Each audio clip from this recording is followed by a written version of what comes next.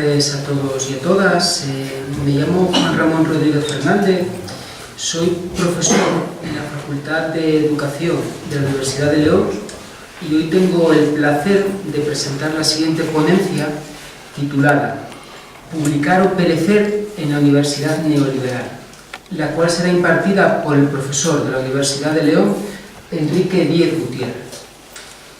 Se trata de una presentación que tiene una relevancia significativa en nuestros días porque la universidad, en cuanto a institución, tiene encomendadas una serie de tareas esenciales y fundamentales para la sociedad. La primera de ellas es que se trata de la institución encargada de producir y transmitir el conocimiento científico, académico, filosófico y tecnológico. Conocimientos que permitan a la sociedad avanzar hacia mayores cotas de justicia, de desarrollo y de cohesión social. Se trata, sin ninguna duda, de una de las tareas más importantes de la universidad. La segunda de las funciones es que la universidad, especialmente desde las últimas décadas, ha ido asumiendo la tarea de establecer y fortalecer los espacios y los mecanismos de conexión entre el mundo de la academia y el mundo laboral.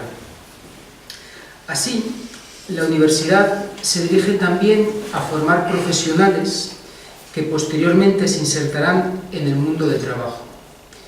En este sentido, es significativa la creciente aparición de convenios de colaboración entre las universidades y las empresas, la creciente aparición de cátedras impulsadas y financiadas por grandes multinacionales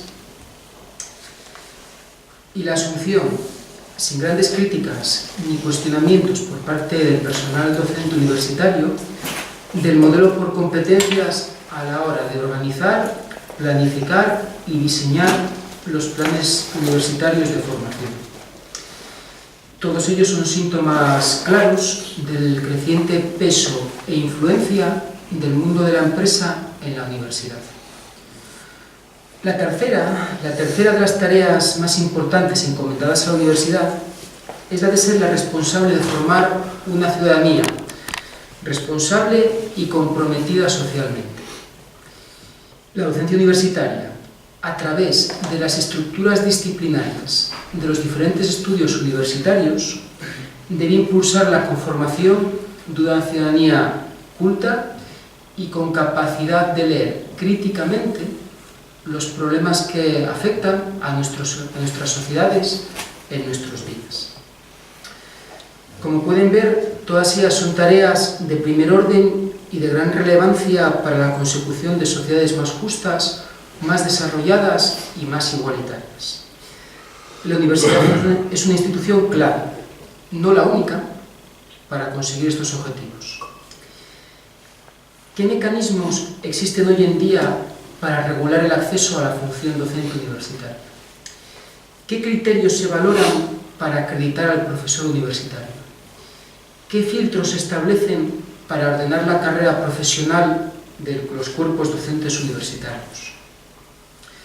¿Qué papel, qué funciones y qué decisiones ha tomado la ANECA, la Agencia Nacional de Evaluación, Calidad y Acreditación Universitaria, a la hora de implementar estas cuestiones que les señalo?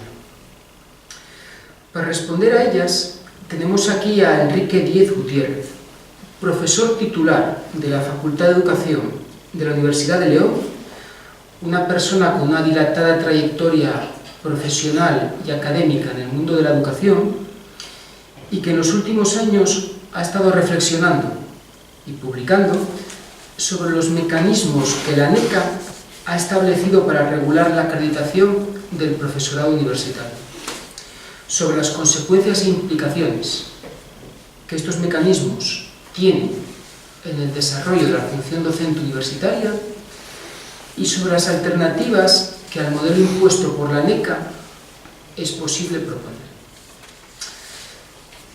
De la literatura científica que existe sobre este tema y de los análisis académicos disponibles sobre el mismo, la propuesta analítica de Enrique Díez es de las más incisivas, de las más elaboradas y de las que más y mejor nos remiten a la idea de una universidad comprometida con el conjunto de la ciudadanía.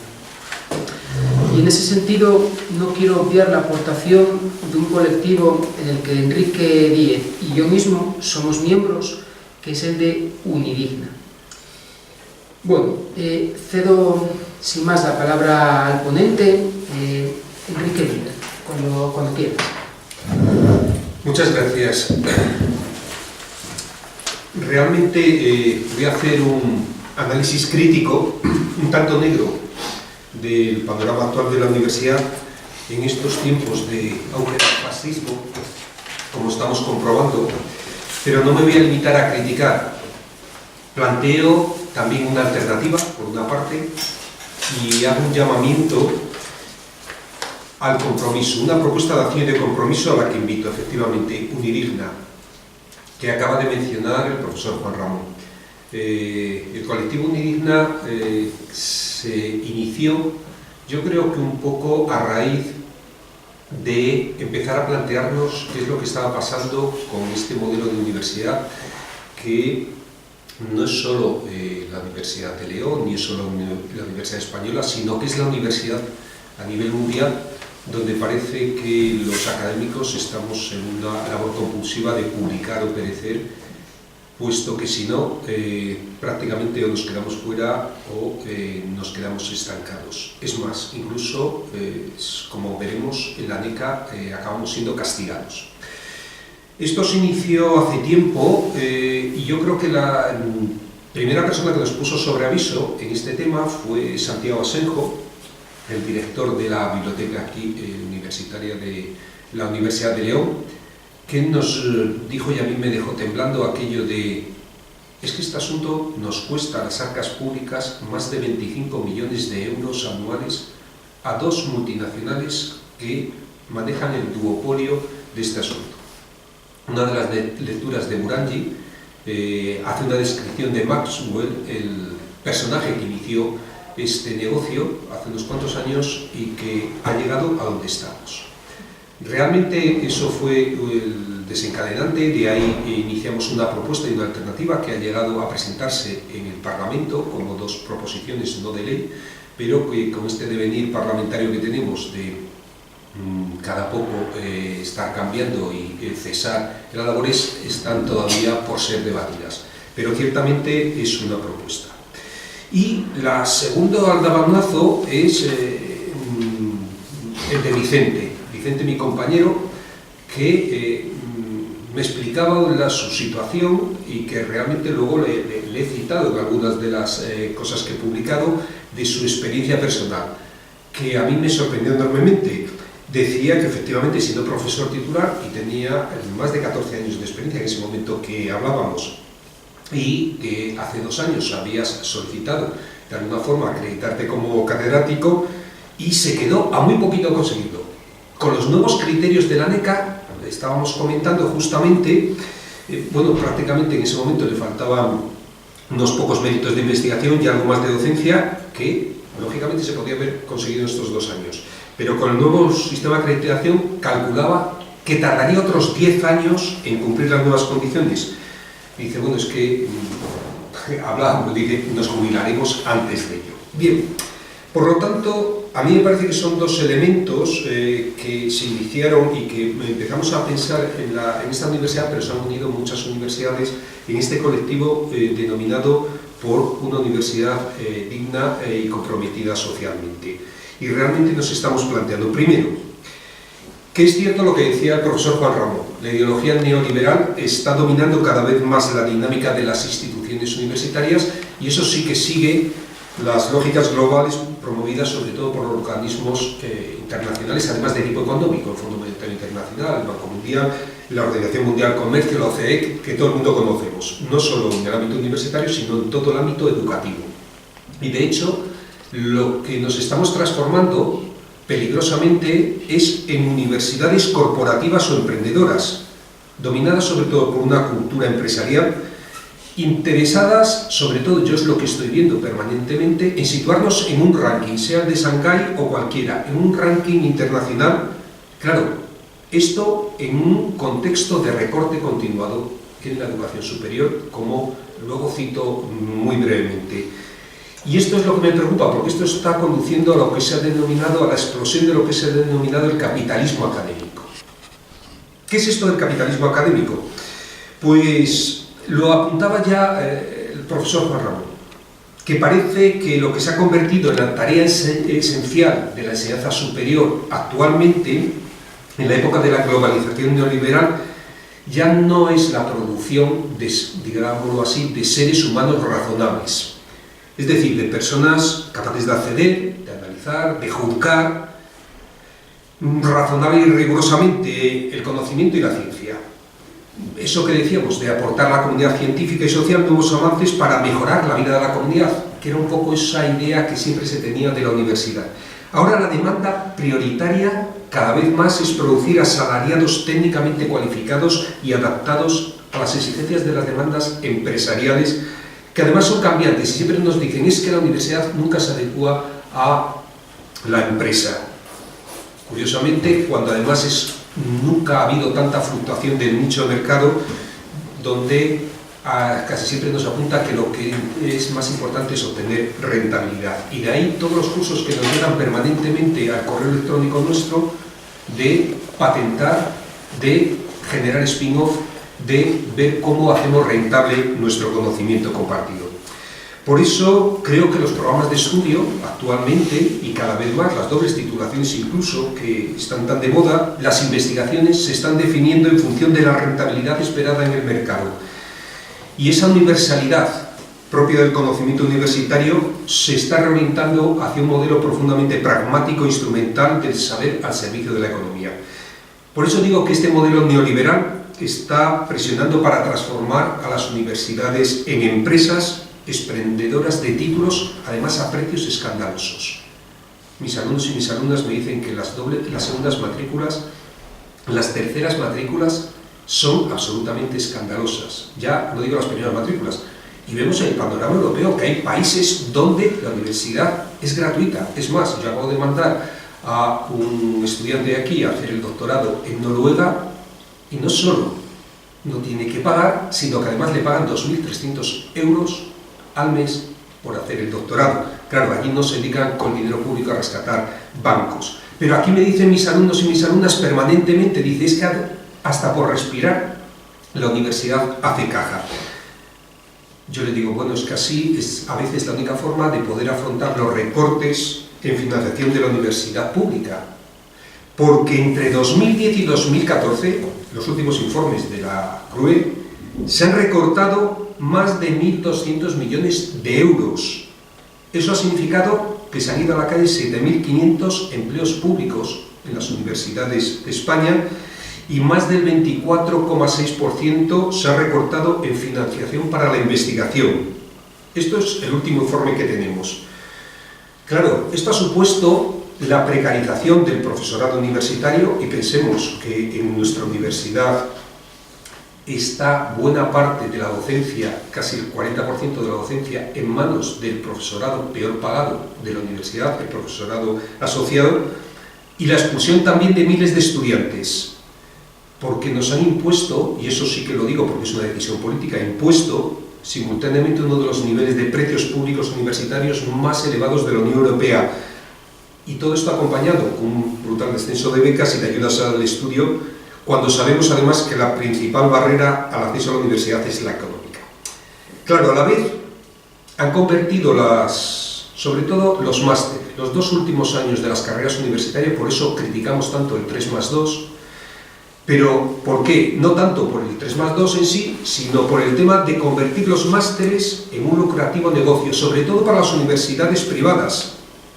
Universidades privadas que no olvidemos que su crecimiento ha sido amparado políticamente y alentado políticamente, porque contra todos los informes de la CRUE, que además decían negativamente informes negativos, sin embargo, las comunidades autónomas, aquí en Castilla y León, por ejemplo, fue un escándalo la de Burgos, de Isabel I, se permitió Claro, las consecuencias empiezan a aflorar actualmente a través de los escándalos que aparecen en los medios de comunicación sobre esos másteres.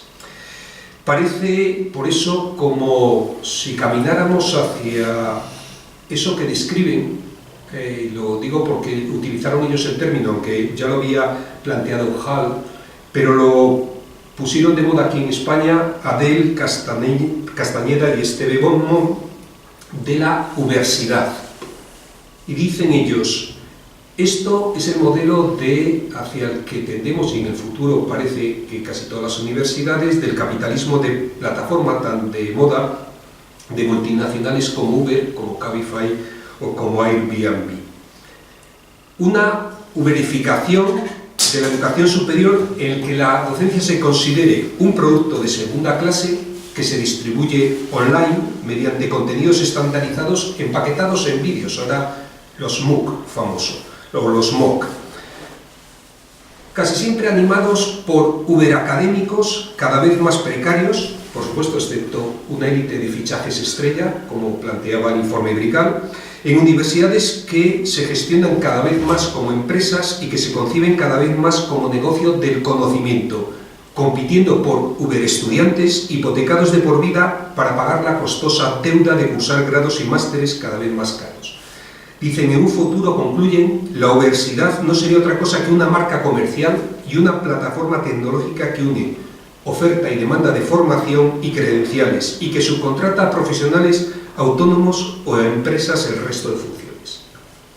Yo no sé si es un panorama muy negro, pero ciertamente parece que es el que se alienta política y, además, universitariamente en bastantes universidades. Nos encontramos así con universidades cada vez más comprometidas en una competencia de tipo que yo llamaría comercial, en busca de fuentes de financiación complementarias.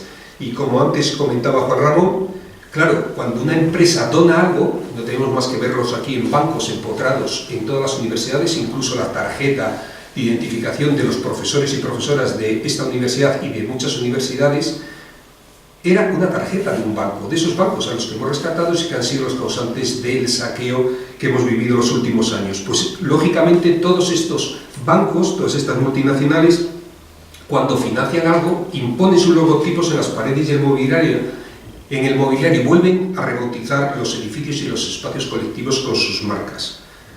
Lógicamente, además, mientras y simultáneamente se está recortando el presupuesto para proyectos improductivos de orientación humanística y crítica. Y no digamos la Junta de Castilla y León, a quien le hemos criticado tanto no solo el recorte e investigación básica, sino en aquellas investigaciones que no estaban dentro del RIS-3 que habían definido ellos a su vez.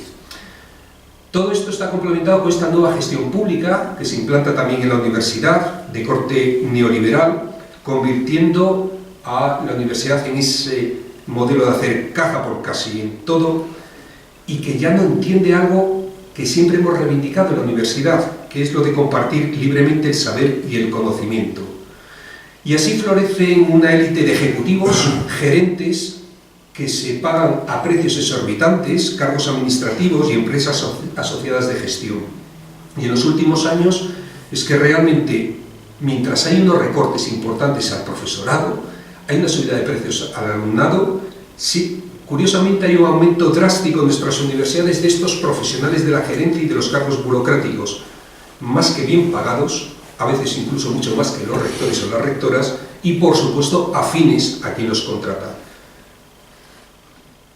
Podemos decir efectivamente que es una suerte de despilfarro económico, pero sí que es útil para el control, muy útil, y si no, que se lo pregunten al personal de administración y servicios de esta universidad. La intención evidente es contraponer en este nuevo modelo de gestión pública los métodos colegiados y democráticos a los jerárquicos o personalistas de las empresas privadas, y se apunta bastante en este sentido los cambios de las nuevas reformas que se quieren hacer en la universidad. Lo que se pretende es reducir los mecanismos de autogobierno democráticos propios de las universidades públicas, afirmando que la democracia interna es una rémora para el funcionamiento eficaz de las mismas, a partir, además, de una creencia indemostrada de que la democracia es incompatible con el buen gobierno y con la eficacia. Curiosamente, las responsabilidades políticas de gobierno quedan así en manos casi siempre de una tecnocracia no sometida al control democrático interno, y además se dice que es cuestión de los técnicos.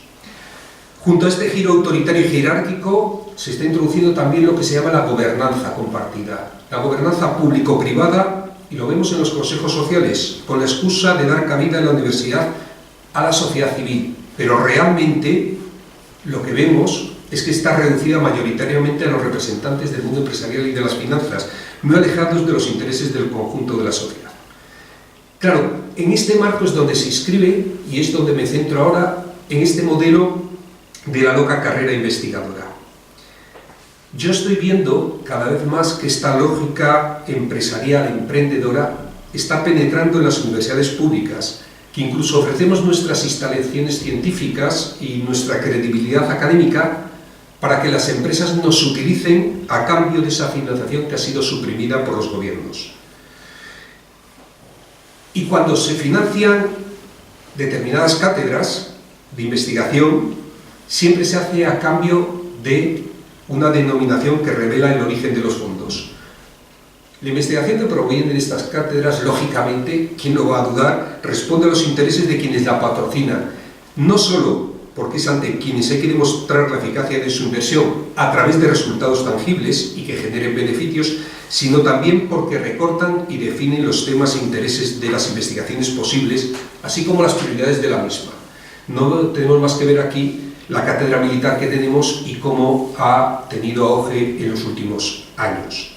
De esta forma, lo que estamos viendo es que la disciplina por dinero, es decir, quien paga manda, se impone en el mundo universitario, lo cual introduce muy serias amenazas en la vida intelectual y el pensamiento académico. Es casi como un nuevo macartismo. A esto se une el actual sistema de evaluación y de promoción de la NECA, que nos han impuesto al profesorado universitario, porque no dejo de decir que esto es una decisión estrictamente política. Y este modelo de la NECA, que ya explicó el profesor Juan Ramón de qué va esta agencia nacional, está basado en la acumulación de publicaciones en revistas controladas fundamentalmente por dos multinacionales extranjeras, que todo el mundo conocemos ya, Clarivate, lo que antes era la Thomson Reuters, y Elsevier. Y esto nos está empujando a todos y a todas a competir en esa loca carrera por publicar en inglés o perecer. Y no lo digo de forma neutra esto de en inglés, porque tiene sus consecuencias. Y además nos hace centrar la investigación en aquellos temas vendibles comercialmente, casi siempre determinados por los índices de estas dos multinacionales, el JCR y el SJR, casi siempre el JCR, porque ya estuvimos discutiendo con la Junta de Castilla y León cómo era posible que solo se valorara en determinadas cosas, como por ejemplo las unidades de investigación consolidada, solo el JCR. Estos son los que la NECA, la SUCIL, la Junta de Castilla y León, el Gobierno, han decidido que contabilizan, y por eso se pagan más de 25 millones de euros anualmente de dinero público. Detrás de ello digo que hay decisiones políticas que en 2013 paralizaban por recortes presupuestarios proyectos públicos nacionales que podrían haber sido una alternativa a este monopolio consentido y amparado públicamente. Y cito, alternativas posibles como el sistema DICE, aquel que era difusión y calidad editorial de revistas españolas de humanidades y ciencias sociales y jurídicas, desarrollado desde el 2006 por el CSIC.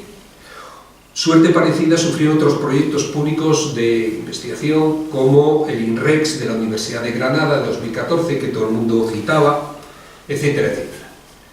Claro, de esta forma, nuestras administraciones públicas y nuestros gobernantes son cooperadores necesarios del monopolio de estas dos multinacionales privadas, extranjeras, a través de agencias como la NECA, que es la que acredita al profesorado, pero también de la CNAI, que es la que nos reconoce los sexenios de la actividad investigadora realizada. Por eso reitero una vez más que son ellos quienes han tomado la decisión política de priorizar como criterios de valor la publicación de artículos en las revistas científicas incluidas en esas bases de datos, elaboradas por estas dos multinacionales, en detrimento de otros formatos y otros modos de canalizar la actividad investigadora que hubiera sido posible perfectamente.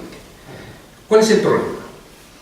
El problema es que el actual sistema público de evaluación y de acreditación, es decir, ese proceso de evaluación exterior del currículum, Para poder acceder a una plaza de profe, para poder acceder a un puesto docente, investigador en el ámbito universitario o para poder promocionar en la carrera académica, establece que todo profesor o toda profesora universitaria tiene que conseguir que estas dos multinacionales extranjeras le admitan publicar cierto número de artículos en las revistas que ellas determinan y controlan.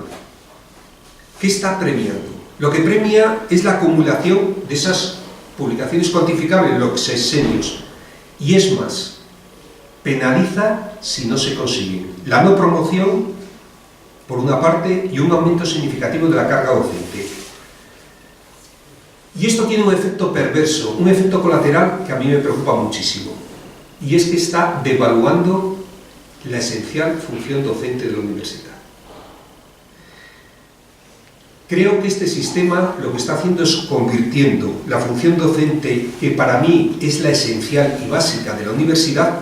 No somos institutos de investigación como los norteamericanos o determinados del mundo anglosajón, sino que nuestras universidades, su finalidad principal es la enseñanza. Y esa función docente parece un obstáculo, tal como está planteado, para la promoción académica. De hecho, casi un castigo. Yo creo que al final lo que está haciendo es que el mismo profesorado minusvalore y postergue la docencia. ¿Por qué? Porque se ve obligado a centrarse en la investigación-publicación como una inversión en su propio currículum. Y esto es una mentalidad propiamente del mundo neoliberal. La educación y la formación como una inversión en tu futuro, en tu currículum.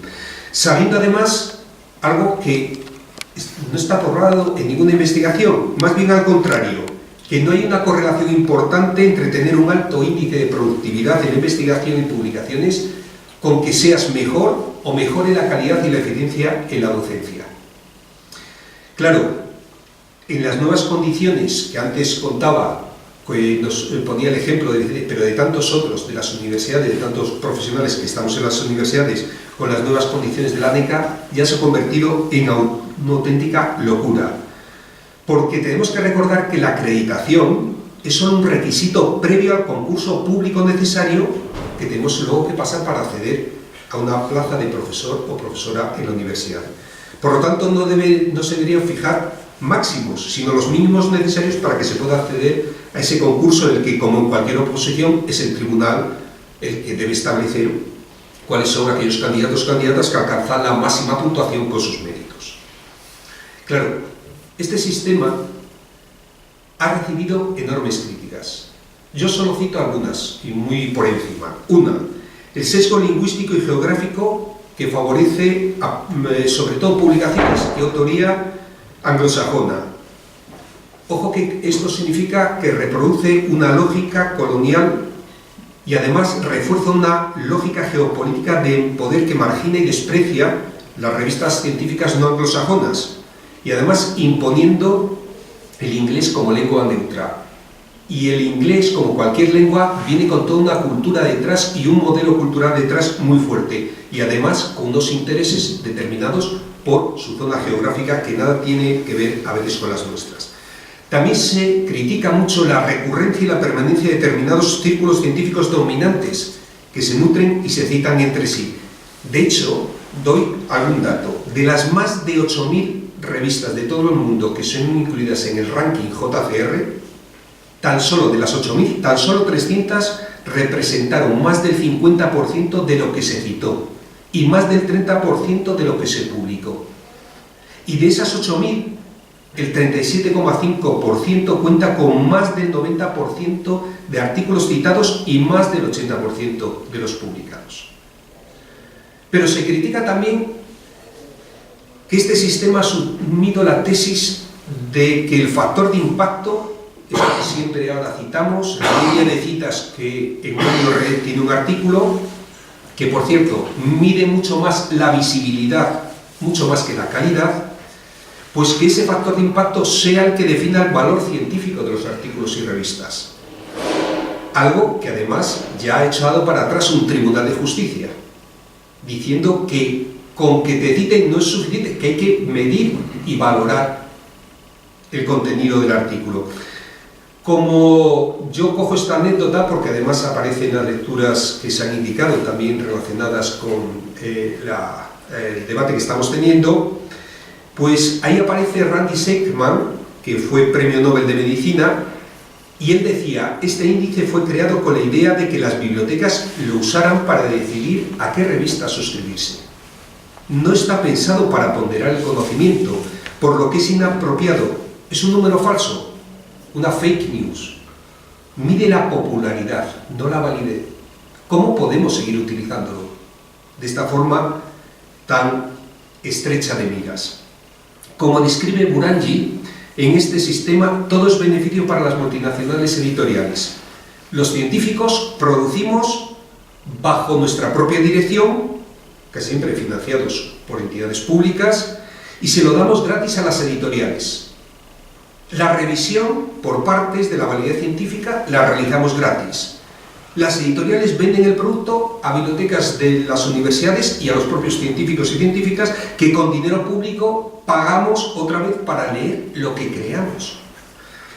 Dice Burangi, es como si el periódico El País exigiera a los periodistas que escribieran y editaran el trabajo los unos de los otros gratuitamente y pidieran al gobierno que pagara la factura con el dinero de todos. Es decir, es un triple pago. Nos convierten en esclavos de una industria que recibe la materia prima de sus propios consumidores, hace que los propios consumidores se encarguen del control de calidad de ese material y luego vende ese mismo material de nuevo a los consumidores bajo un precio altamente inflado. Es una auténtica locura. Y estamos todos y todas inmersas en ellas. El problema sustancial y que afecta a la concepción del conocimiento compartido es el escándalo que supone el hecho de que resultados de investigaciones financiadas con dinero público de todas y de todos se publique en revistas de acceso privado, además en una era electrónica que no tiene costes de impresión. Cito de nuevo a Burangi. Dice, lo cierto es que con este modelo la producción de conocimiento se encierra en un circuito privatizado, ajeno en buena parte a su servicio a toda la sociedad y al compromiso con el bien común. Estamos perdiendo completamente el norte y el horizonte de aquello que era la universidad y la investigación. Se está asumiendo la lógica de que aquello que ocurre fuera de lo validado por este modelo comercial, competitivo y privado no existe o no sirve a la ciencia. Si tu trabajo no figura aquí, en estos índices, no vale. Por eso digo que merece la pena leer el texto de Burangi, en el que se describe el modo en que Robert Maxwell inició con solo 23 años, en 1946, todo este negocio, configurando el funcionamiento de la ciencia hoy día. En conclusión, este sistema creo que está presionando a la comunidad investigadora para adaptar su trabajo hacia lo que se valora en el competitivo mercado de los sexenios.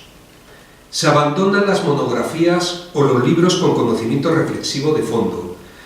Creo que además esos libros de divulgación capaces de alcanzar al gran público, porque eso no está considerado, son méritos menores porque puntúan menos en la DECA o en la CNAE. Presionando para transformar la investigación rigurosa, que conlleva tiempo y procedimientos a veces lentos y reposados, en una loca carrera de la cultura del impacto y de la citación para conseguir ser valorado cuanto antes y así poder obtener sexenios, financiación y reconocimiento que facilite promocionar en esta competitiva carrera universitaria. Ya nos miramos incluso como competidores y competidoras o nos formamos equipos de gente que a su vez ven a los otros como competidores y competidoras. Se está generando así una inflación de papers inabarcable que casi nadie lee, curiosamente. Incluso se denuncia que se tiende a reducir cada vez con más frecuencia, no reducir, sino a recurrir cada vez con más frecuencia al autoplagio, que llaman, a las autocitas, a las redes de citas, a las guerras de citas, a no citar a los posibles competidores o competidoras, a sufrir la exigencia de citar los artículos publicados en los últimos años en la revista donde se quiere publicar, etcétera, etcétera. Se genera, creo que así, o estamos generando un volumen innecesario de aparato de citación, un hipertrofiado marco teórico postizo y muchas veces sin siquiera consultarlo, solo con poner allí la referencia, que lo único para lo que sirve es para aumentar este mercado de la citación cuestionado en innumerables investigaciones y estudios, y eso sí que hay muchísimo en este campo.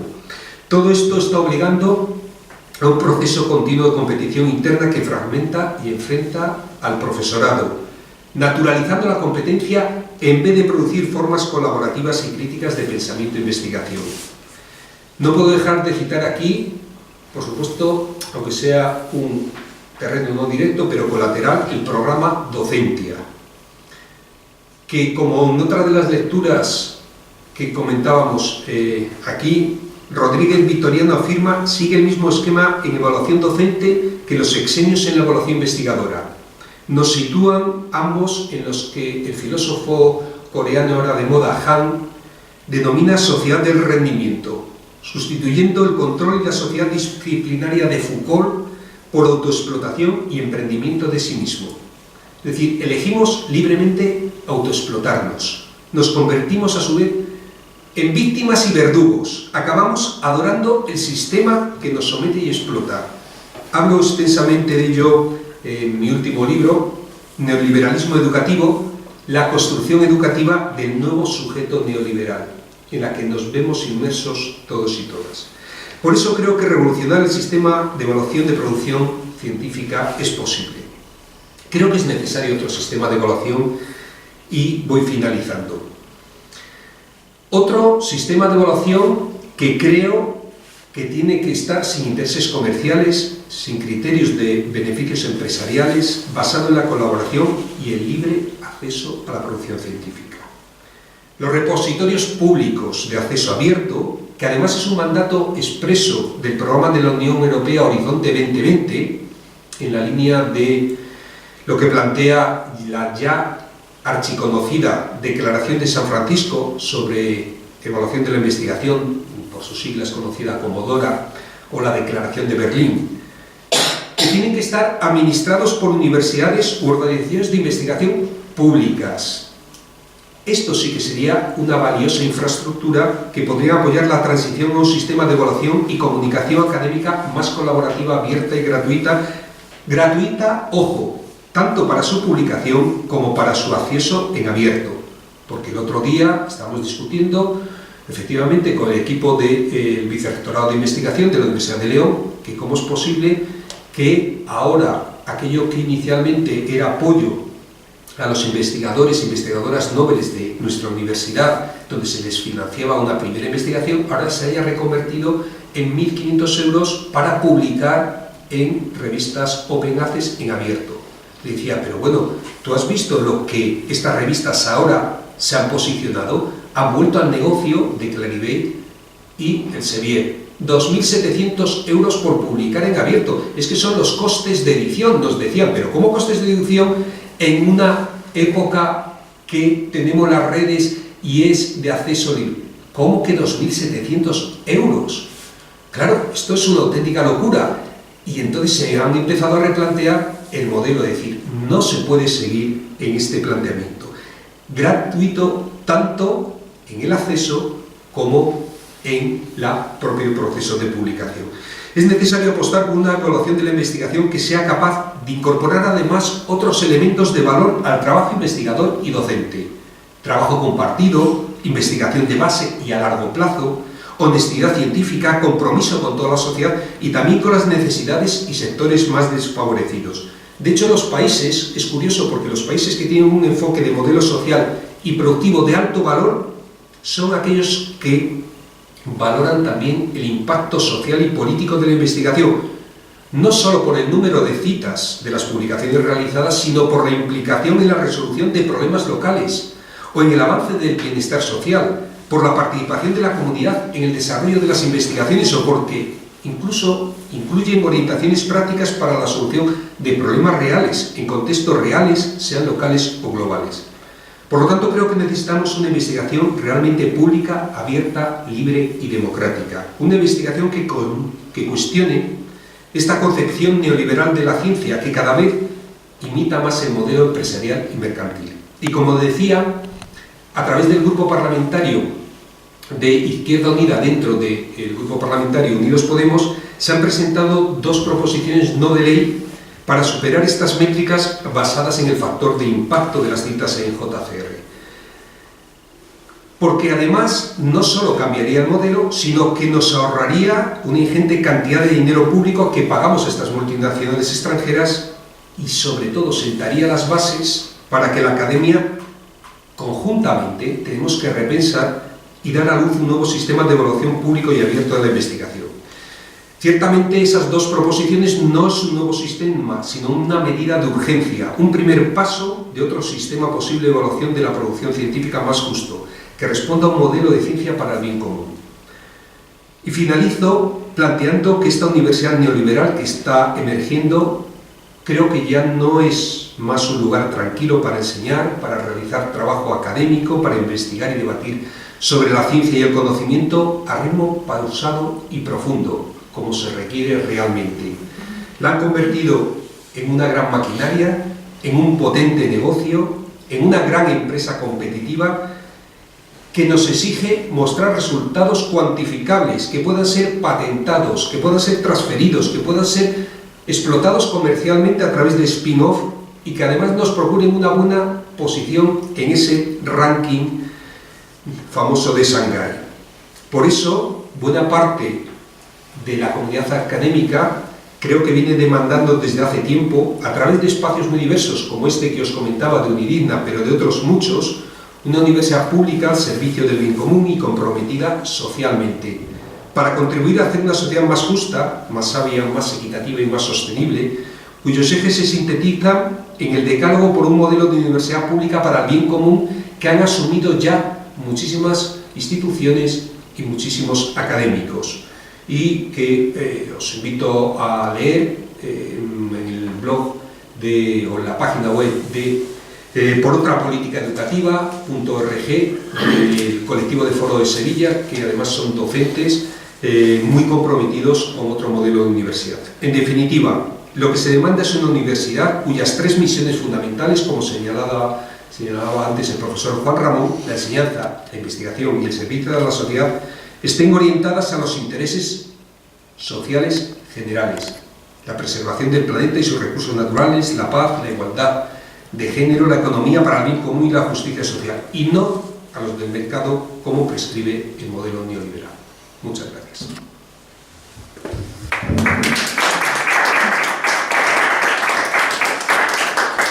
Muchísimas gracias, Enrique, por la presentación que has hecho. En absoluto ha sido una presentación excesivamente negra, sino más bien ajustada a la realidad y tremendamente sugerente, ¿no? Por ejemplo, piensen ustedes que a día de hoy, con los criterios establecidos por la NECA en el 2019, Albert Einstein no sería catedrático en España, en ninguna universidad española. Fíjense ustedes qué despropósito, ¿no? Y que autores actuales, como por ejemplo la socióloga Saskia Sassen, el geógrafo David Harvey o el historiador Yuval Harari, son autores que no tienen sexenios, que no tienen publicaciones en revistas JCR con impacto y sin embargo son académicos cuyas contribuciones son importantísimas, tanto para el mundo de la academia como para el conjunto de la ciudadanía. Me parece que el modelo que tan elocuentemente describía y criticaba el profesor Enrique Díez está dando lugar a una serie de transformaciones en cómo nos percibimos los profesores universitarios.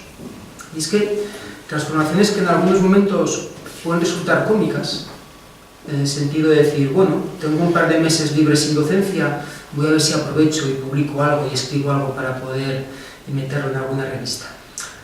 Quizás no tengan nada interesante sobre lo que publicar, pero ya que tengo tiempo voy a ver si... Parece que tenemos mala conciencia si no hacemos algo. Parece que no nos sentimos a gusto si no estamos constantemente invirtiendo en nosotros, como esa imagen que antes trasladaba Enrique del hombre empresa, ¿no? Del hombre empresa de Michel Foucault.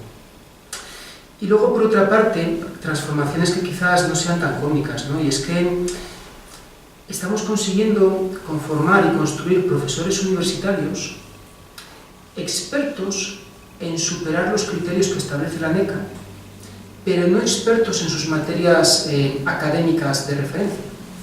Es decir, personas con gran capacidad para publicar en sitios estratégicos, para hacer estancias académicas que tengan buenas puntuaciones después en la NECA, pero que no sean profesores expertos con una gran capacidad docente, con una gran capacidad de comunicación para el conjunto de la ciudadanía. Es decir, estamos perdiendo de referencia lo verdaderamente importante. Nos fijamos únicamente en los indicadores que establece la NECA, pero los indicadores no son más que ítems que miran hacia algo. El problema está en que estamos perdiendo de referencia hacia dónde miramos y nos quedamos únicamente en los ítems que impone este modelo neoliberal de la NECA. Bueno, yo quisiera recomendarles unos libros que creo que ilustran de manera cómica estos aspectos que nos explicaba Enrique anteriormente, y son unos libros que se titulan La trilogía del campus. Su autor se llama David Lodge. Lo voy a letrear: David, L-O-D de Dinamarca, G-E. David Lodge. Y son unos libros que de manera cómica retratan muy bien lo que podríamos llamar el hábitus neoliberal del profesor universitario, el que está constantemente buscando publicaciones, el que está buscando constantemente redes a partir de las cuales obtener algún tipo de mérito para la NECA. En definitiva, el profesor empresario de sí mismo. Una imagen que nada tiene que ver con el del profesor académico, cuya capacidad de enseñar y de contribuir activamente al conjunto de la sociedad pues apenas tiene sentido, ¿no? Bueno, yo les invito a que hagan preguntas, comentarios y que iniciemos un debate sobre las cuestiones que tan sugerentemente nos ha planteado Enrique Díez. Cuando ustedes quieran.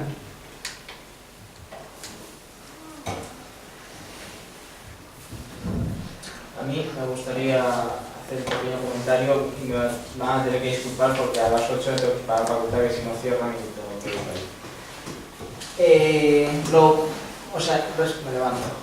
Respecto de lo que dijo, hay cosas pues que son evidentes por sí mismas, ¿no? Que debería ser todo más. Es decir, que la universidad se ha convertido... Yo soy estudiante, estoy con una beca de colaboración en la Facultad de Derecho, en el área de Filosofía de Derecho. Y hay cosas que son ciertas, por ejemplo, lo voy a enfocar desde el punto de vista del estudiante. Como que hoy en día la universidad se ha convertido en, ¿cómo decirlo?, en un pequeño establo o un gran establo que se ha convertido en un negocio que consiste no en elevar el conocimiento, como ha dicho, que debería ser el fin de la universidad, sino en tener muchos alumnos, los cuales pagan una matrícula con sus tasas, etcétera, etcétera. Pero hay que dar la vuelta a esto. Usted también dijo que las segundas y terceras matrículas son escandalosas. Hombre, lo que yo considero que es escandaloso es que se llega a esa segunda o tercera matrícula, porque el nivel de la enseñanza también ha bajado muchísimo. Es decir, yo me atrevo a decir que un estudiante de sobresaliente de hoy, hace 40 años, sería un estudiante aprobado con suerte.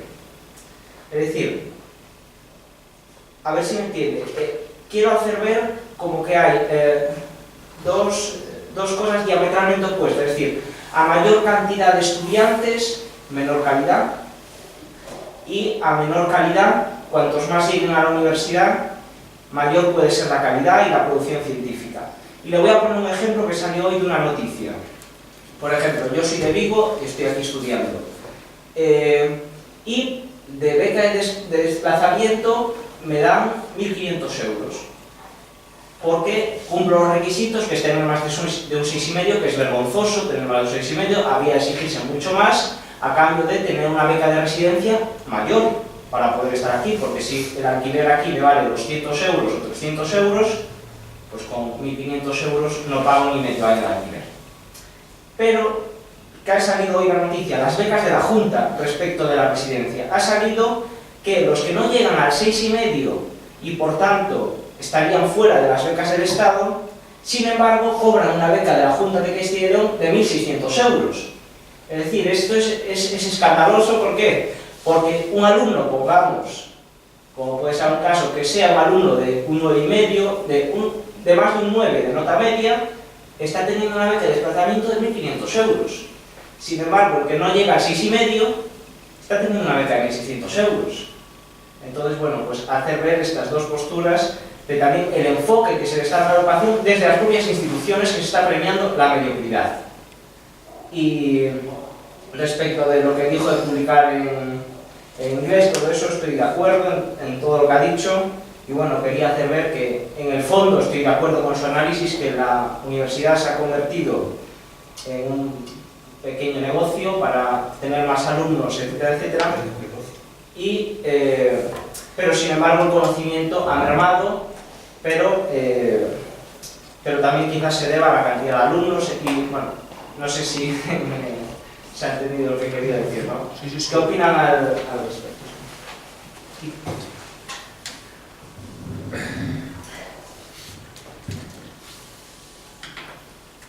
Pues el problema es que cuando tenemos, nos echan las migajas en un banquete a los pobres, nos estamos peleando. Y esta mentalidad de pelea por el trozo de hueso que nos echan nos lleva a plantearnos siempre generar un modelo de valorar la cultura del esfuerzo. Y la cultura del esfuerzo es necesaria, el esfuerzo siempre es algo imprescindible, pero nos lleva casi siempre a competir por aquello a lo que difícilmente se tiene acceso. Claro, piense usted, plantéese, si la universidad fuera gratuita, podría entrar todo el mundo. En esa lógica que ha hecho el análisis, ¿qué tragedia sería? Porque eso bajaría el nivel de la universidad. Aristóteles decía, estos jóvenes ya no hacen caso de los mayores, ya no se esfuerzan, ya no tienen ese espíritu de lucha, de esfuerzo que teníamos. Eso siempre se ha dicho desde Aristóteles para acá, siempre respecto a los jóvenes. Dice, ahora están en el botellón, en la espicha de eso, en vez de estar aquí esforzándose. La pregunta que yo siempre me hago es, ¿cómo es posible que un niño y una niña a los 4 años, y esto lo preguntamos mucho en educación, a los 4 años pregunte por todo, quiera saber de todo, tenga una curiosidad enorme, se esfuerce por saber por qué la luna es redonda, y cuando llegamos a casa digamos, a ver, niño, niña, no seas cansino, déjame descansar, déjame tranquilo un poco en paz, no sé por qué la luna es redonda ahora, quiero ver el partido del Madrid-Barça.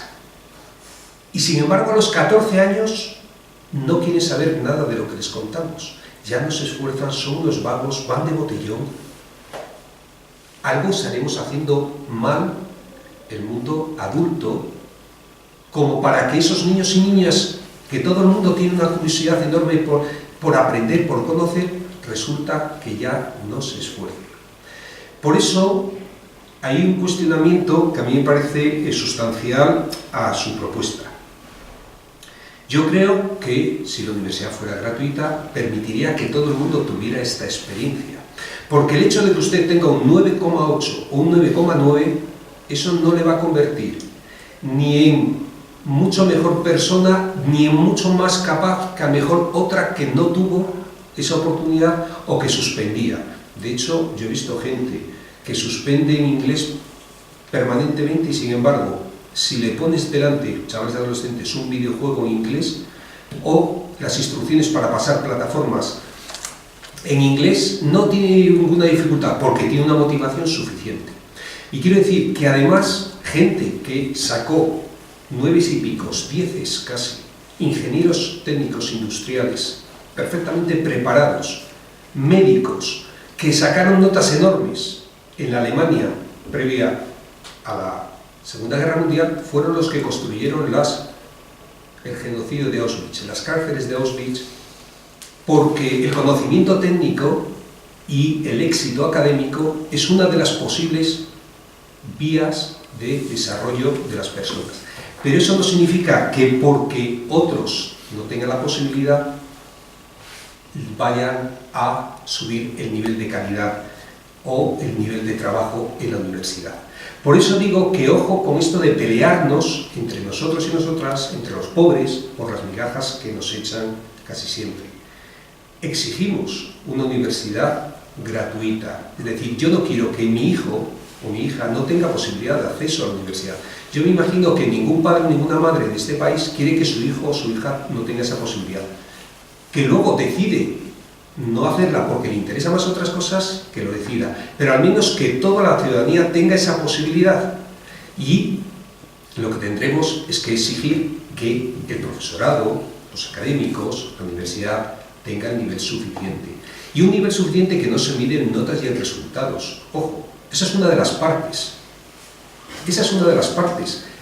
Cuando se cuantifica, y este es uno de los problemas que tenemos siempre, en las notas y en los resultados del alumnado, al final nos piden casi siempre, de hecho ya se está instalando muchas de esas medidas, es el pago por resultados al profesorado. Es decir, en función de los resultados del alumnado, se debe pagar al profesorado, y eso se puso en marcha en Andalucía, y se quiere poner en marcha en algunas otras comunidades autónomas. Y la pregunta, que es que depende de nosotros y nosotras el resultado del alumnado, que es que depende solo de su capacidad o de sus condiciones sociales y económicas. Ya sabemos que los hijos y las hijas de los pobres casi siempre tienden a repetir el ciclo, lo acaban de desarrollar ahora diversas investigaciones que reiteran. Por lo tanto, yo diría que esas afirmaciones así de que más estudiantes baja la calidad, yo sinceramente no estoy de acuerdo. Yo sí que creo que la oportunidad de la universidad te da unas posibilidades de conocer el mundo desde otros enfoques diferentes, y que lo que lógicamente tenemos es que generar otros modelos de que no sea solo un nicho de formación de gente para luego salir al empleo. La universidad no puede ser solo un nicho de formación, y dice, claro, es que entonces si formamos tantos médicos y médicas y solo no hay para tanto empleo. No, es que lo que tenemos que formar en la universidad no es solo para empleados. Este es otro de las discusiones que hay en la universidad. Pero ciertamente no creo que estemos premiando la mediocridad. Es una forma de verlo, lo que usted decía, eso de premiar la mediocridad, creo que eso lo que genera es casi siempre una visión de que los otros, una visión muy pesimista de los otros, y de la desconfianza de yo me lo he ganado porque lo valgo, yo me he esforzado, los otros no. Hay distintos enfoques y distintas perspectivas sobre eso. Yo por eso cuestiono mucho ese modelo, ciertamente.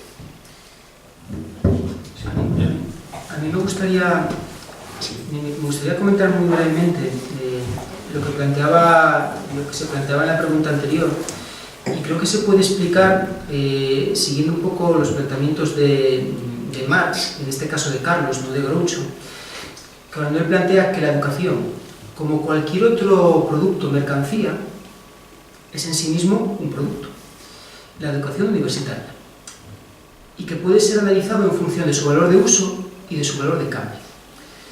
¿Qué ocurre para el alumnado universitario a día de hoy en la universidad?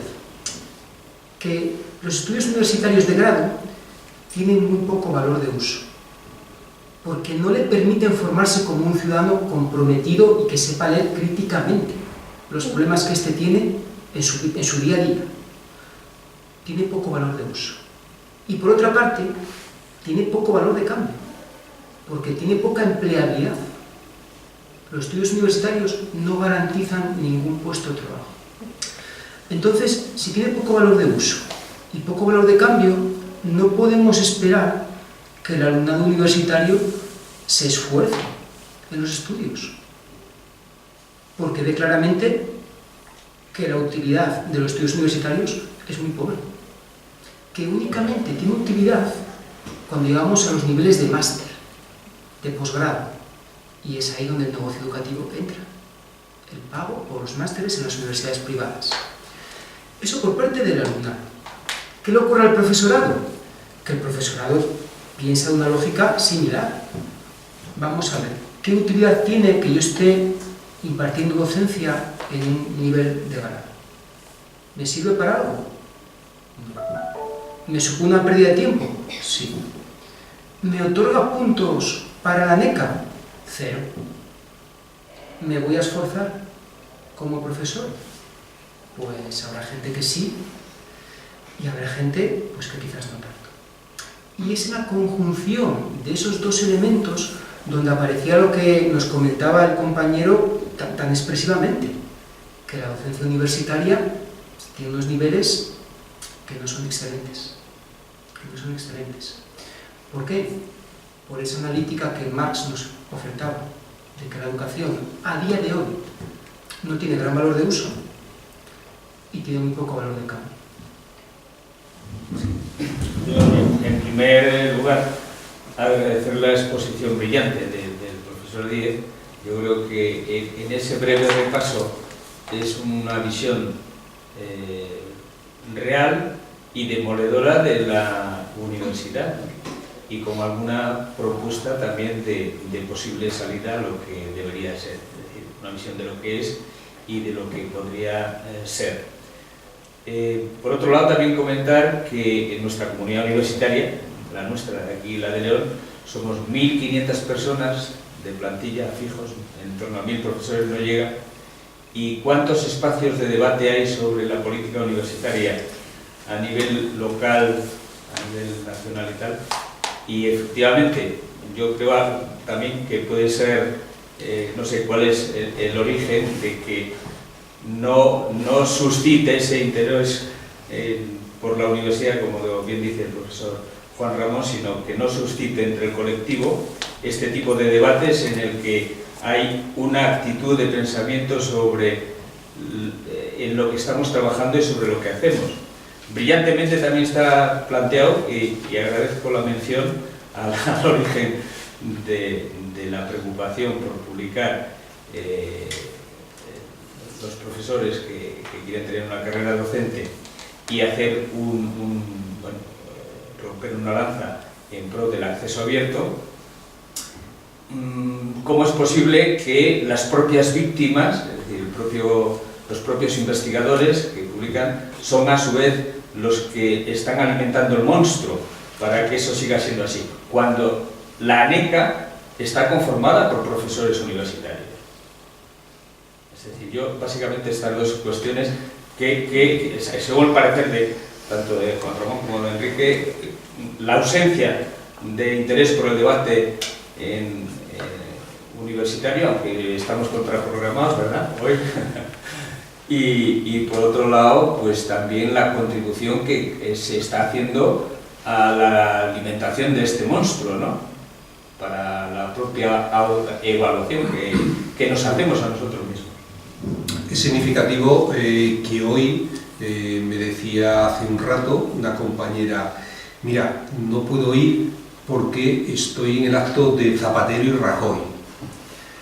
Y no se cabía, es decir, estaba fuera esperando y viéndoles en una pantalla porque no había espacio para que entraran tantos profesores y profesoras de esta universidad. Lo cual, lógicamente, responde a la pregunta que estabas planteando. En la sociedad del espectáculo en la que vivimos, el elemento emocional y el elemento que sale en la pantalla gráfica es aquello que nos llama la atención, es aquello que es el elemento visual y que rinde. Por lo tanto, no hay más interés que ver el Barça-Madrid, ver Zapatero-Rajoy, ver Belén Esteban y Telecinco. Quiero decir, el problema de la sociedad del espectáculo es que también es la sociedad del Twitter, donde más allá de 140 caracteres nos es complicado ya incluso leer, porque tenemos el efecto mariposeo que vamos saltando permanentemente. Y eso está penetrando en la lógica también de los académicos y de las académicas. En ese sentido estamos inmersos también en una lógica que a mí me preocupa, que es una lógica muy individualista. Es lo de la pedagogía del egoísmo en una sociedad donde se marca profundamente el modelo neoliberal. Nosotros en educación lo vemos muchísimo. Frente a un modelo que dice el derecho a la educación es el derecho no del papá y la mamá, es el derecho del niño y la niña. Y todos los niños y niñas, sean de cualquier papá o de cualquier mamá, deberían tener el mejor centro y el mejor colegio del mundo, al lado de su casa. No, ahora nos vemos inmersos todos y nos obligan a estar eligiendo, seleccionando, a ver qué centro educativo es el mejor para mi hijo o mi hija. Para los demás no me importa. En este modelo permanentemente de la lógica individualista de la libre elección neoliberal. Y esta lógica está penetrando profundamente en el seno de la sociedad y también de los académicos, exactamente igual. Y tenemos que en esto, yo lo que me preocupo es cómo invertir en mi carrera universitaria y cómo promocionar. Y en ese modelo, lógicamente, se abandona esta historia de dedicar tiempo a lo académico, a preparar las clases, a trabajar, porque me están presionando, que si no tengo un sexenio vivo, además, me va a cargar en vez de 24 créditos, 36. Y además, si no consigo superar esta lógica, no puedo ser una unidad de investigación consolidada. Y además, si no llego a esto, no puedo estar ni dirigir tesis. Y además, no puedo, es decir, en una lógica que entonces empieza a penetrar. ¿Y qué hago? Preocuparme por mi futuro. Y apostar por ese futuro. En ese futuro, lógicamente, además, se dice, con esa perspectiva que decía ese alumno que me ha preocupado fundamentalmente, porque es esa perspectiva de desconfianza y además de visión negativa de los demás, diciendo, seguro que los demás no les exigimos suficientemente, vamos a ponerle criterios más exigentes en la NECA porque seguro que son una panda de vagos que no se esfuerzan lo suficiente. Claro, ninguno de los que han puesto esos criterios pasan los criterios, al menos en las áreas que nosotros y nosotras controlamos. De ciencias sociales, ninguno de las comisiones académicas de la NECA que pusieron esos criterios los pasan, los catedráticos y catedráticas, curiosamente. Pero esa lógica de desconfianza, que es este modelo neoliberal sobre los demás, que seguro que engañan, que seguro que se van de botellón, que seguro que son unos vagos, que no son tan... Hay que exigirles permanentemente. Entonces, yo sí invierto lo mío y los demás es un modelo profundamente darwinista, el que se está inaugurando y nos lleva a estas salas. Lógicamente, ¿dónde está el espectáculo de Madrid-Barça? En la conferencia esta de Zapatero Rajoy. Aquí vamos a reflexionar críticamente, porque además esta reflexión significa que yo me tengo que plantear qué estoy haciendo aquí, también. ¿Qué voy a hacer con los sexenios? ¿Qué voy a hacer con los JCR? ¿Y qué vamos a hacer? Porque yo he hablado con buena parte de gente que ha estado en las comisiones y todos lo justifican. Y todas la justifican. Es igual que cuando tú dices, pues mira, es que este modelo comercial está penetrando también la lógica de la cabeza de los rectores y de las rectoras, y ya parecen unos vendedores comerciales donde están firmando convenios continuamente para ver si promocionan comercialmente la universidad. Y yo digo, pero de verdad que esta era la finalidad de cuando se hizo en el siglo XIII, se inauguraron las universalidades, que era el conocimiento compartido, social y libre. Hay 1, 2, 3. Si hacemos turno yo también. Sí. Por eso decía, no, 1, 2, 3. Si sí. Y vamos a intervenir más cortamente nosotros. Sí, bueno, yo simplemente decir que me ha gustado mucho esta sesión. Siempre he pensado que yo llevo aquí casi 30 años, primero de estudiante, luego de trabajadora. Mi vida es la universidad. Creo que el objetivo de la universidad es la formación integral del individuo, la formación integral de los alumnos, y también voy entendiendo que la formación integral de los profesores, porque creo que la evolución que ha ido sufriendo la universidad a lo largo de los años en los que yo lo conozco ha ido un poco de más a menos en algunas cosas.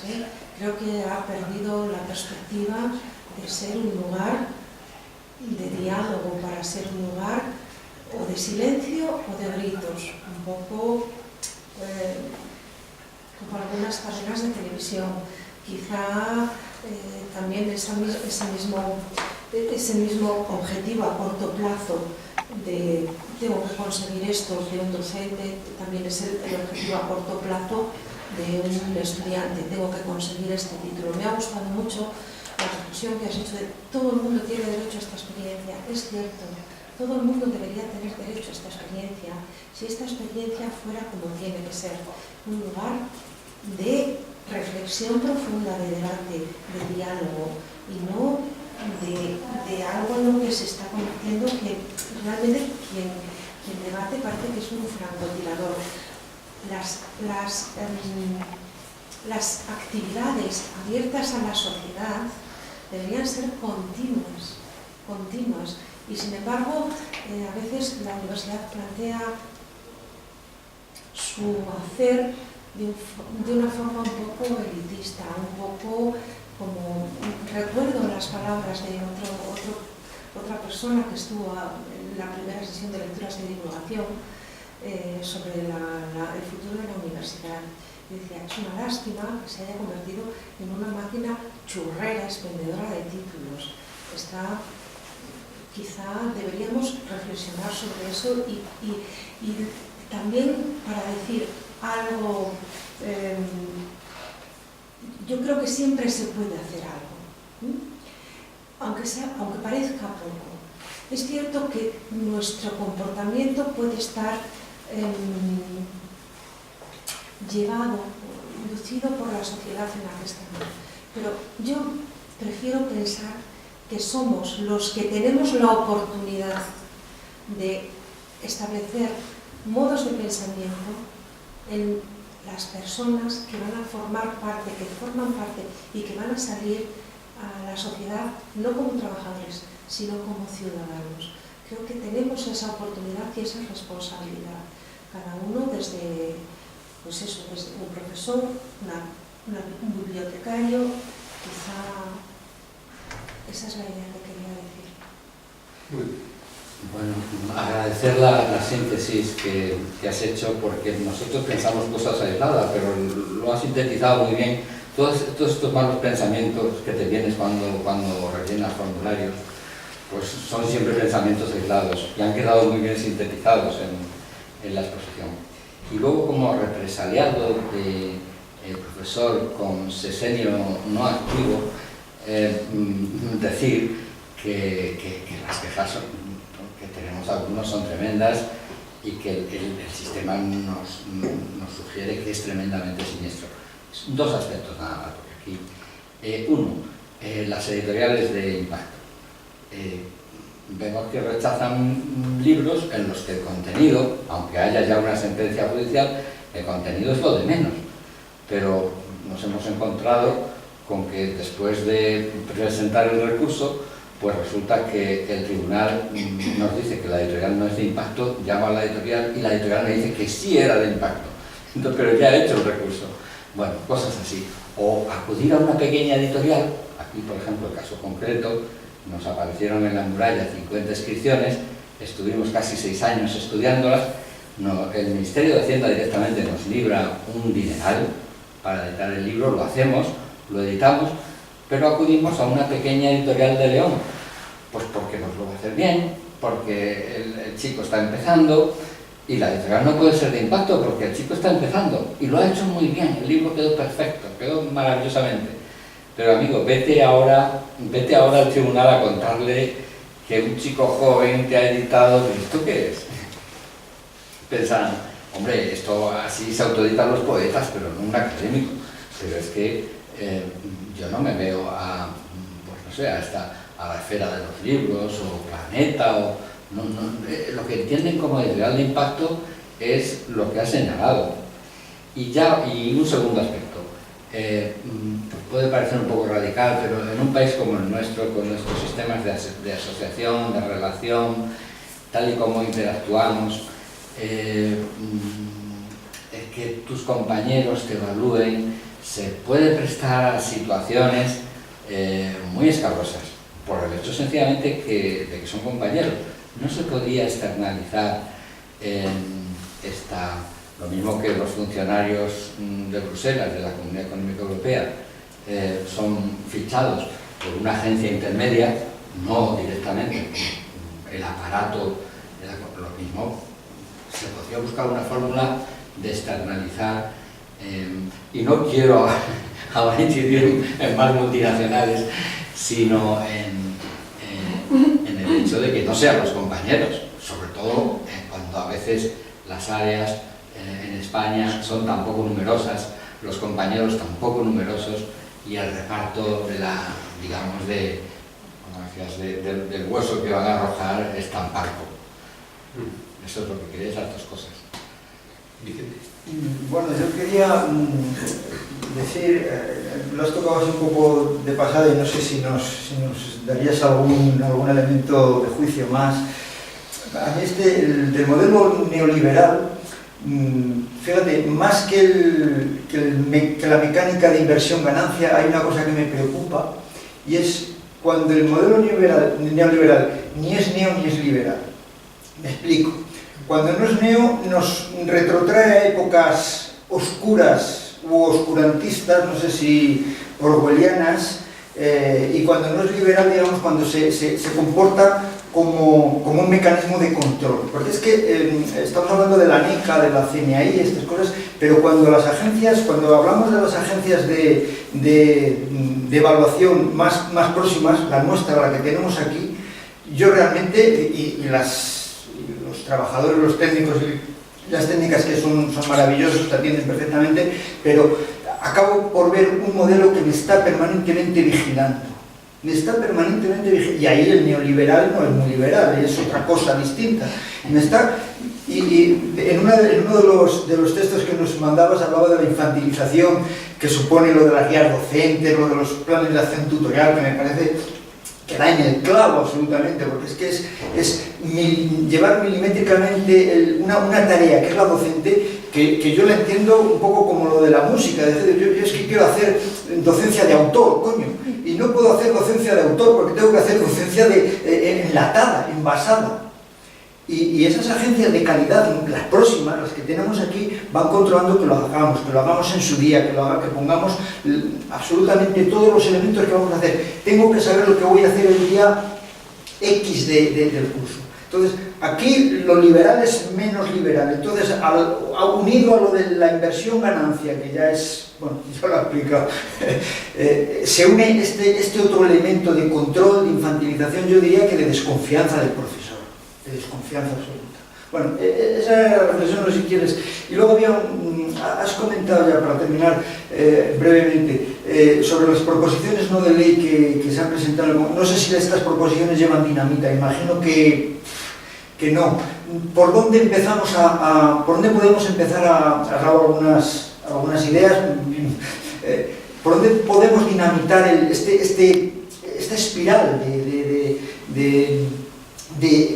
de agencias de evaluación, que son, digamos, yo creo que la pescadilla que se muerde la cola, son una especie de agencias que se autoalimentan y cada año tenemos un elemento más de control y de valoración, de evaluación, de sometimiento a esto. Bueno, empiezo por el final, que vuelvo hacia esto. ¿Por dónde empezar? Mira, el colectivo Digna va a hacer un encuentro en Valladolid previo a una jornada parlamentaria que se iba a hacer, pero bueno, como ha habido esto, ahora hay ausencia de Parlamento y no se puede utilizar el Parlamento, se pospondrá después de ser elegido con todos los grupos parlamentarios, pero esta jornada en Valladolid lo que plantea es eso, medidas, propuestas para cambiar el modelo en dos líneas. Una línea que es la línea de la NECA, es decir, tenemos que romper este modelo de la locura de publicar y perecer y este modelo de la exigencia a través de exigir que sean instituciones públicas las que concreten tanto el publicar sin coste inicial y luego descargar sin coste inicial, es decir, que el conocimiento sea libre y compartido, por una parte, y por otra parte, plantear otro modelo de universidad comprometida socialmente, al servicio del bien común y comprometida socialmente. Se va a trabajar esas dos líneas y justamente esas jornadas posteriores. ¿Por qué? Porque lo que hemos visto es que efectivamente la proposición no de ley tiene una virtualidad, que es que permite generar ley. Y ahora mismo hay países que han suspendido con el Sevier, con Clarivey, como el último que les ponía esta mañana o antes de ayer, que me lo pasó además Santiago, Canadá, y ha dicho, se acabó, vamos a hacer algo público. igual que Alemania también restringió determinado. Es decir, ¿por qué? Porque al final, por mucho que los académicos, las universidades, hombre, si conocemos a la CRUE sería importante, se va a invitar también a que participen, pero al final quien tiene la decisión y la voluntad política son los grupos políticos que nos representan a toda la ciudadanía y quienes pueden establecer una legislación en ese sentido. Igual que han establecido la legislación de que van a ser estas agencias, por lo tanto, ese es el primer paso que estamos dando. Entonces ahí en UNIGNA, además que tenemos un grupo de WhatsApp que nos coordinamos colectivamente, toda la gente, todos los profesores y profesoras de todas las universidades, también tenemos uno en concreto que estamos organizando esas jornadas. Pero tenemos una página web que es Buscar UNIGNA y ahí uno se puede apuntar y eso inmediatamente empiezas a formar parte. Pero yo diría también, ese segundo aspecto que tocabas, a mí me interesa mucho, lo del control y la vigilancia. No solo hay una permanente desconfianza en el profesorado, porque efectivamente las guías docentes son una infantilización, y te lo decimos desde los que somos expertos en el mundo de la educación. Todo esto es una forma de estandarización, es decir, de traducir las competencias, que es la pedagogía por objetivos de hace 30 años, a esto. Y además, si os fijáis, que hay que poner un montón de competencias ahí que son un poco absurdas y que rellenas eso diciendo, bueno, y esto, y al final te lo acaban diciendo, bueno, como se hizo en la educación no universitaria, que los editoriales mandaban diciendo, mira, este es el modelo que tienes que presentar. Y entonces ya te lo rellenaban las propias editoriales de los libros de texto. Pero claro, nos diréis que es un sistema de defensa frente al alumnado. ¿Cómo que un sistema de defensa? Sí, porque si tienes cualquier problema con el alumnado, la guía docente es el contrato. Y entonces ahí viene donde vas a juicio con quien sea, no quiero decir juicio de un magistrado, pero sí eso, para ver si sí o si no. Entonces, claro, pero es igual que el turnitín. Ese de que tú eres culpable como estudiante hasta que no demuestres lo contrario. Y hemos gastado un montón de dinero en el dichoso Turnitin que se pone por el plagio. Oiga, pero mira aquí, si los que están plagiando son, parece ser, que nuestros grandes representantes de la política, que se atribuye ese modelo de desconfianza permanente hacia el otro. Yo creía que la universidad era una sociedad que generaba confianza, de decir, si tú tienes expectativas negativas respecto a los otros, son profecías que se autocumplen. Si tú crees que tu alumnado son unos inútiles, unos zánganos, como decía este compañero, son no sé qué, bueno, pues claro que les meto un turnitín y claro que no sé qué, y ellos a su vez generan ese modelo. Si tú tienes unas expectativas altas, normalmente son gente que además se crece y que además se refiere, como yo lo viví también. Por lo tanto, comparto totalmente este modelo neoliberal del control y la vigilancia, que por supuesto no es nada liberal. Bueno, siempre decimos neoliberal porque es la ideología del capitalismo actual, pero ciertamente de liberal no tiene nada porque siempre ha chupado de lo público y de hecho no quiere que desaparezca porque es de los contratos públicos de los que se maneja. Claro, la propuesta está de externalizar. Yo lo entiendo en el sentido que decía, que no sean los compañeros. Pues mira, yo es una de las cosas que siempre hemos abogado, porque en secundaria o en primaria funciona muy bien, porque hay un tribunal de 5 personas que no conocen a nadie porque son muchísima gente y por lo tanto aquí en áreas pequeñas, yo estoy pensando por ejemplo de las áreas, nuestra área de didáctica de la expresión musical, que estaba aquí una compañera, claro, son 4 y todos tienen filias, fobias, ha pasado no sé qué, ha habido no sé qué, que tú me dijiste, claro, y eso influye. Entonces los tribunales deberían ser, sí, mucho más, en ese sentido, más amplios o representar otras áreas, buscar, y eso yo creo que tendría que haber formas. Pero lo más importante es, efectivamente, lo que planteabas de las editoriales. Porque este es lo que se llama economía de escala. La Junta de Castilla y León ya no contrata lo que había comedores escolares en los coles, que eran comedores donde había comida de cercanía, se apoyaba la agricultura ecológica del entorno, además se permitía que viviera gente allí, siguiera dando servicio, que además era comida de temporada, comida fresca, etc. Eso se acabó, ahora es economía de escala.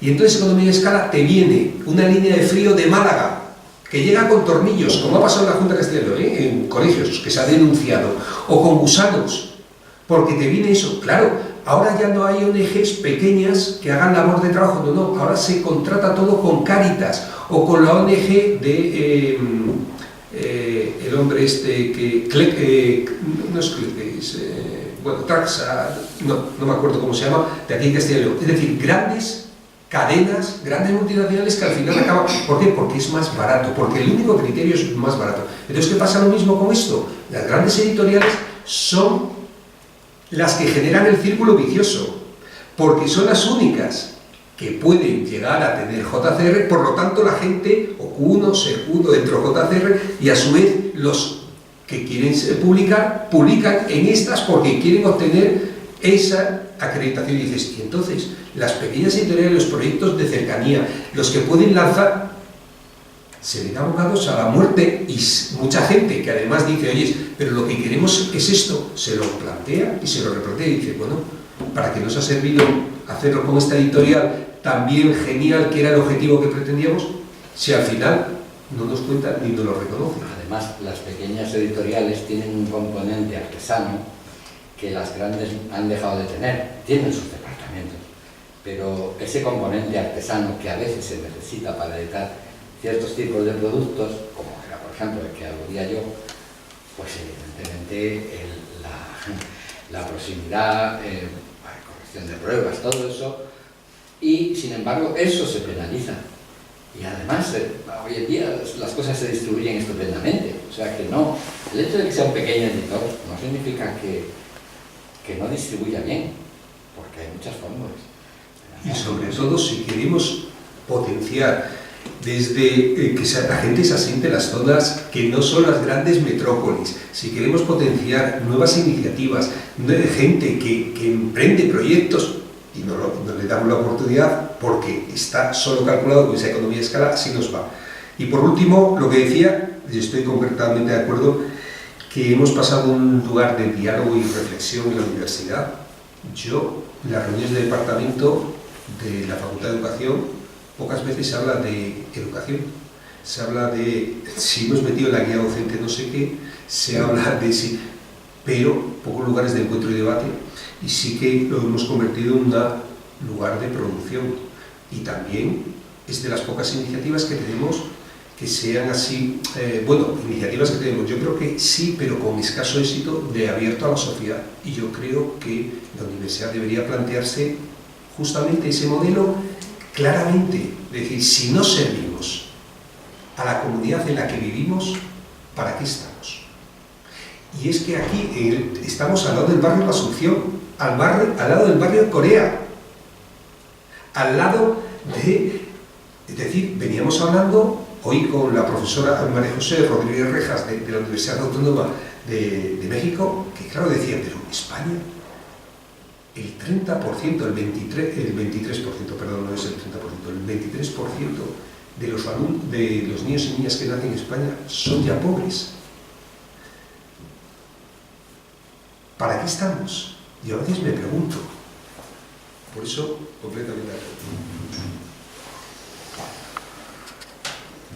Yo sí quería hacer un breve comentario de lo que se comentaba anteriormente sobre el tema de las guías docentes y ese control, supervisión o monitorización de lo que es la labor docente por departamentos o entidades de carácter burocrático, vamos a llamarlo así, que yo creo que responde a lo que es esa proletarización y pérdida de estatus social de la universidad y en concreto del profesor universitario, ¿no? De la docencia universitaria. Un poco por lo que les comentaba anteriormente, que la universidad ya no es la garantía de la inserción laboral y por lo tanto ha perdido buena parte de la legitimidad social que tenía anteriormente. Y por otra parte, porque responde a esa idea de la fábrica como expendedora de precariados. La universidad como una fábrica de gente dirigida a puestos de trabajo precarios, mal pagados, temporales, donde la universidad va asimilando ese formato de empresa precaria, una empresa temporal en donde en donde lo importante ya no es el conocimiento que se genera, sino el número de alumnos que puedas tener, el número de matrículas que puedas tener. Y yo creo que la aparición de estos documentos que lo que hacen es supervisar tu labor, controlarte, responde a esa pérdida de estatus social, ¿no? Una pérdida de estatus social que yo la reafirmo viendo alguna de las noticias de los últimos meses, ¿no? Pues, por ejemplo, todo el tema este de los casos de corrupción de la presidenta de la Comunidad de Madrid, ¿no? De Esperanza Aguirre, de la otra, de Cristina, ¿no? En donde, bueno, pues era gente que de manera oscura y de manera irregular, pues tenía títulos universitarios sin haber pasado nunca por la universidad, sin haber asistido a las clases, sin haberse examinado. El caso del dirigente del Partido Popular, ¿no? Pablo Casado, ¿no? Que tiene varios másters y en principio pues no ha ido a ninguna de las clases de esos másteres, ¿no? El alumnado no recuerda.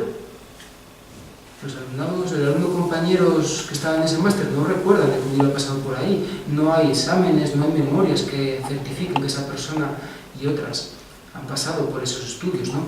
Es decir, parece que la universidad ha perdido el estatus social que tenía, ¿no? Tanto es así que hay mucha gente que ni siquiera va a las clases y aprueba los másteres, ¿no? Con lo cual ya eso es el colmo de la pérdida del estatus social de la universidad. Y creo que el profesorado está metido en esa espiral de pérdida de estatus social. Y todo el tema de la infantilización, de lo que suponen las guías docentes, el hecho de decir, bueno, pues tal día tengo que hacer esa tarea y el otro día tengo que tener esto, responde a ese tipo de proletarización del puesto de trabajo, en este caso del profesor universitario. Estamos de acuerdo. Pues nada, muchísimas gracias por haber venido a asistir y a toda la gente que nos escucha o nos escuchará, pues nada, que ojalá nos sirva de reflexión y debate para conseguir una universidad mejor y sobre todo, como decimos, al servicio del bien común y comprometida socialmente. Muchas gracias. Muchas gracias.